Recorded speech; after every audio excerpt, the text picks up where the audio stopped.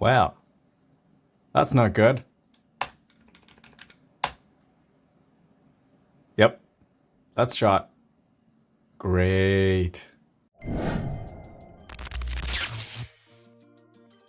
A while back, a few days ago, I decided to do a bit of cleanup on my hard drives because I had a couple Windows installs on separate hard drives or SSDs. And it turns out when I was doing the cleanup, one of the Windows installs was actually running off of a separate EFI partition on a separate SSD, which was not my regular used Windows install. So when I wiped that drive, it broke my live Windows install. So it doesn't see the the EFI boot partition. So yeah, I got out my Ventoy stick again.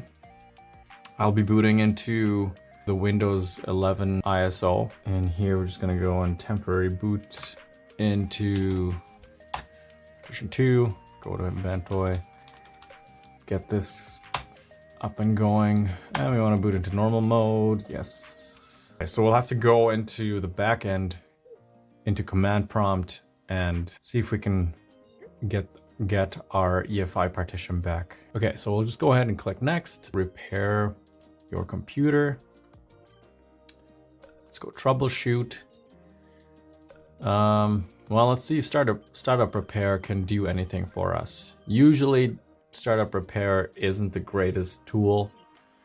I have rarely seen it work. Usually it doesn't resolve any problems. Okay, same as this case. So we'll go back to here, and we want to go to command prompt. And there's a little built-in tool that we're going to use. It's called disk part. All right, let's see what is all listed. List disk. So these are my physical hard drive / SSDs. A 1 terabyte drive, a 500 gig drive, or 450, I guess. Then my 2 terabyte NVMe. Another 500, and then the 60 gig USB stick that I'm using. And what we want to do is we want to select the disk that has the EFI partition, that has the correct EFI partition on it. Because as I said before, my live Windows was actually booting off of an EFI partition on a separate disk, which I didn't know was possible, but that's how it was booting. So that's how it broke. We want to select disk 0. Sorry, nope. Select disk 2, and my numlock is not on. Okay, now we have disk 2 selected, and I want to list volumes as well. Okay, so here we can see exactly which volumes are present. So volume 3, letter E, is my C drive for my Windows install. And volume 4 was a separate partition I made on that same NVMe just for storage. And volume 5 is a FAT32 file system type, which would be the EFI partition, which is 600 megabytes. That makes sense. And it's also hidden. In the info column, we see it's hidden. So it doesn't have a drive letter assigned. So all we need to do, hopefully, is assign a drive letter to it. And in order to do that, we'll want to select vol and the number of the volume, which is in our case 5. Volume 5 is now selected. And then we want to do assign letter equals, and then we pick any letter that's not being used currently. We'll use H. Successfully assign the drive letter or mount point. So theoretically, all we need to do now is reboot the computer, and we should have a working Windows install again. I'm going to go back to the troubleshoot menu and go into UEFI firmware settings. So let's see what we have in the boot menu. Still no Windows. If I try and go back here, so my Fedora install knows that there's a Windows Boot Manager on SDA1, which is the SATA that I wiped. There's supposed to be an NVMe. Okay, so that's still airing out. So let's go back into our Ventoy and into the install.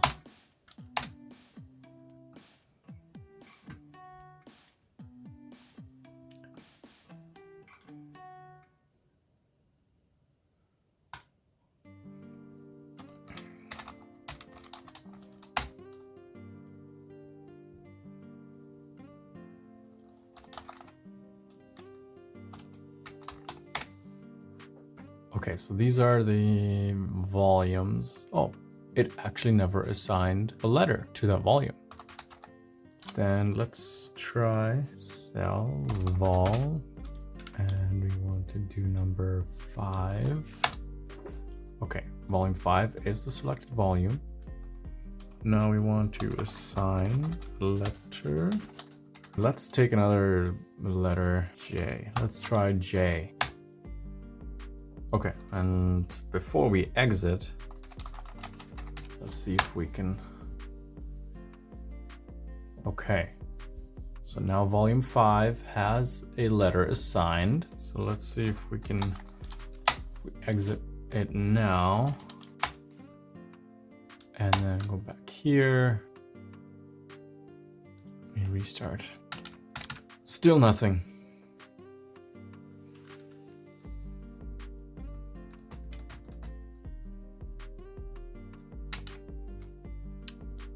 That's not good.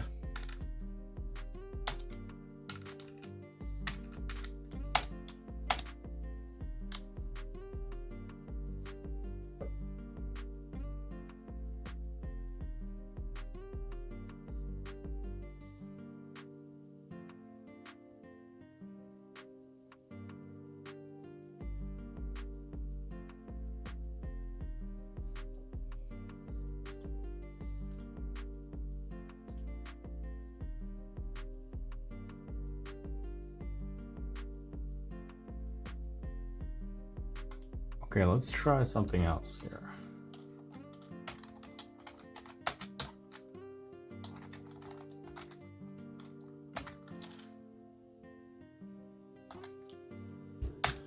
Scanning all this for Windows installations. Please wait. We scan Windows installations. Total out of Windows installation 1. Windows. Add installation to boot list. Yes, please.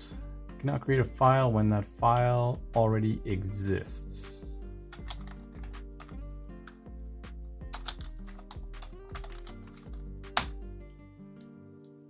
Bootrec fix MBR completed successfully. Okay, so oh, interesting. If we try that. Nope, still no. Still no proper boot menu here.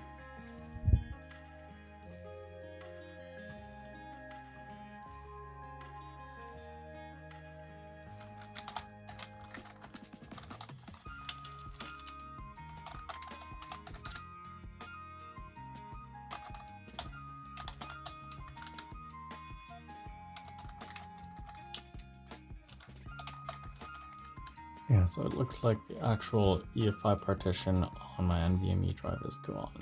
If I select disk 3 and I check the partitions on here. Aha, so that's where it's getting the boot record from. The system partition here. Okay, so it's actually still pulling it off of the old one, and the NVMe drive actually does not have an EFI partition at all currently.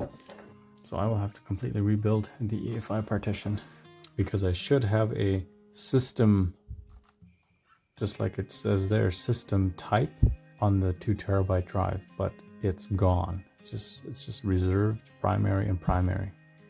There's no system. That's my problem. Need 100 megabytes. First of all, I want to delete this partition 1 on disk 3.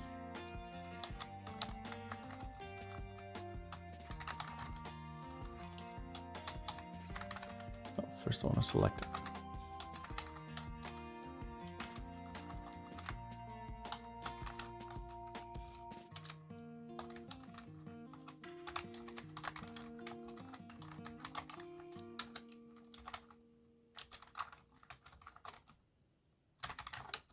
The Phantom EFI is gone. I need to select my other disk.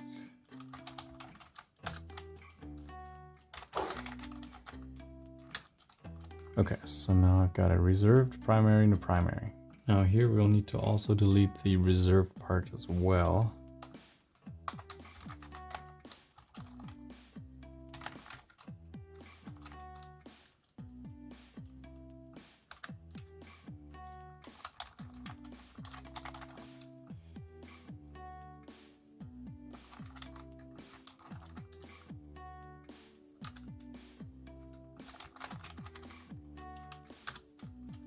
Okay, now we want to create a new partition for the EFI.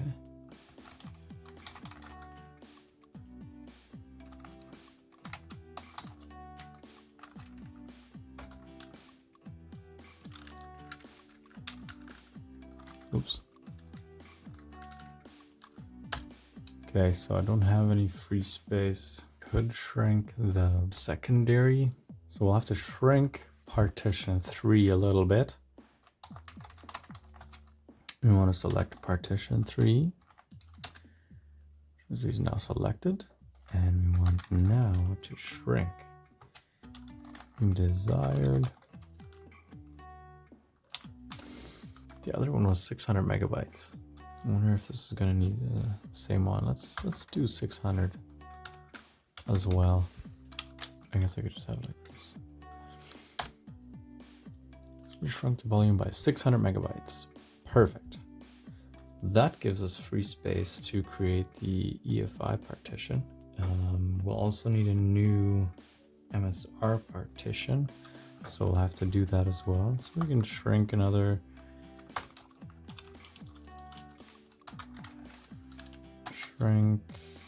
desired 16 megabytes. Okay, let's give it a bit more headroom. We'll give it 20.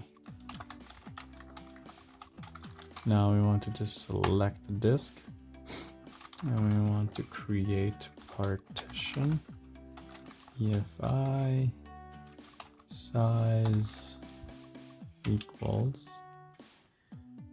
let's do 600. Now we want to format it with the FAT32 file system. So let's see which partition it made it now. Okay, so now we've got a 600.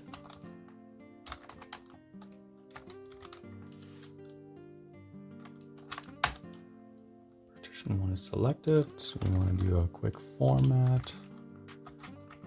Quick fs equals FAT32. And label system.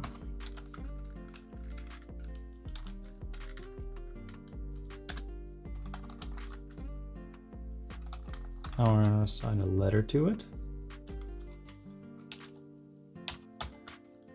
Okay, now we'll need to create the 16 megabyte MSR partition. Select the disk again and create partition MSR size equals, we'll make it 20. Okay, list partitions. Okay, so we got a 600 megabyte system. And we have a 20 megabyte reserve. Looking good so far. Volume 8. Our K drive, system FAT32, 600 megabytes. Good. I'm going to go ahead and switch my letters around. I'm going to assign volume 1 something else so I can use C on the 500 gig NVMe. So let's select disk, volume 1 and assign letter, let's just give it Z. And then we want to select volume 3, and we want to assign letter C. Okay, so now we exit disk part. We're done with that part, and we basically have to go through the copy process. So bcd boot Windows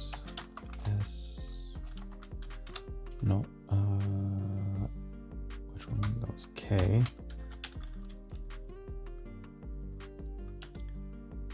/FUEFI. Whoa, UEFI. Boot file successfully created. Okay, so we can double check that that actually worked by just punching this BCD edit in. Okay, partition K, got boot.EFI in there, perfect. And Windows bootloader, boot manager is the K, and bootloader is located on C. Okay, that looks good. So now we just need to reboot this thing.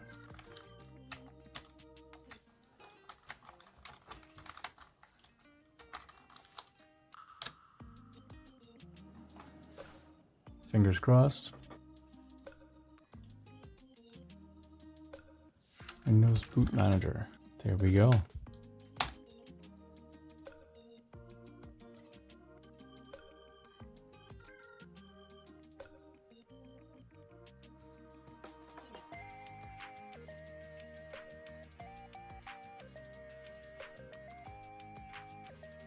Haha, and we're back.